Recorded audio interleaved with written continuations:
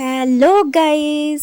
তো বিকাল থেকেই না বৃষ্টি হচ্ছিল আজকে, তাই ভাবলাম যে একটু কফি খাওয়া যাক।